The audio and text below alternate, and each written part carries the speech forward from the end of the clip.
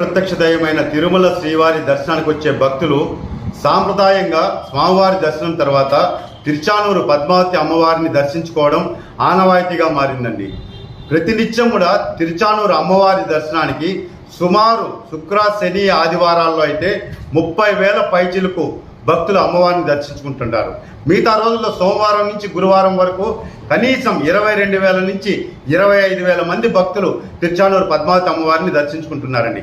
కానీ తిరుచానూరు అభివృద్ధి పైన టీటీడీ దృష్టి సారించాలని చెప్పి విజ్ఞప్తి చేస్తున్నా.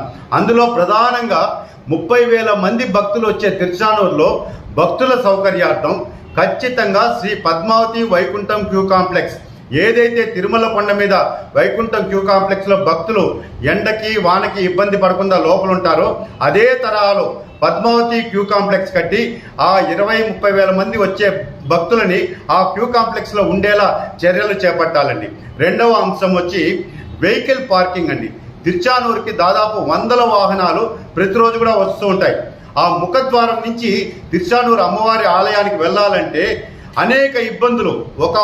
ఎదురుగా ఒక వాహనం వచ్చిందంటే ట్రాఫిక్ జామ్ అయిపోతుంది. ప్రతినిత్యం కూడా విఐపీలు, వివిఐపీలు, పారిశ్రామికవేత్తలు, టీటీడీ ఉన్నతాధికారులు, ధర్మకర్తల మండలి చైర్మన్, సభ్యులు అందరూ కూడా భక్తులు, స్థానికులు వెళ్తూ వస్తూ ఉంటారు.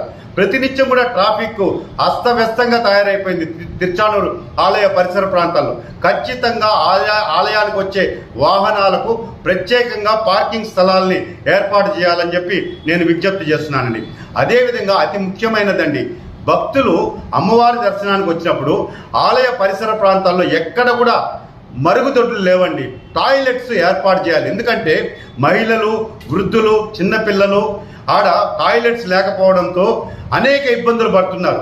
వెంటనే మొబైల్ టాయిలెట్సా లేదా శాశ్వతంగా ఉండే టాయిలెట్స్ భక్తులకు అందుబాటులో ఉండే విధంగా చర్యలు చేపట్టాలని చెప్పని నేను కోరుకుంటున్నా.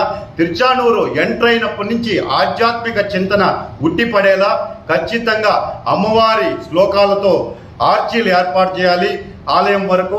అదేవిధంగా రోడ్డు విస్తరణలో ఏదైతే భూములు కోల్పోతారో వాళ్ళకి ఖచ్చితంగా కాంపన్సేషన్ ఇచ్చి ఆ కోల్పోయిన ప్రతి కుటుంబంలో ఒకరికి టీటీడీలో ఉద్యోగం ఇచ్చేలా ధర్మకర్తల మండలి చైర్మన్, సభ్యులు చొరవ తీసుకొని అధికారుల సమన్వయంతో ఎవరైతే తిరుచానూరు స్థానికులు ఉన్నారో వాళ్ళతో సమావేశమై చర్చించి వాళ్ళని అన్ని విధాలా ఒప్పించి తిరుచానూరు ఆలయ అభివృద్ధికి శ్రీకారం చుట్టాలని చెప్పని నేను ఒక అమ్మవారి శ్రీవారి భక్తుడిగా టీటీడీ చైర్మన్ గారికి, ఈఓ గారికి, అడిషనల్ ఈఓ గారికి, తిరుపతి జేఈఓ గారికి విజ్ఞప్తి చేస్తున్నానండి.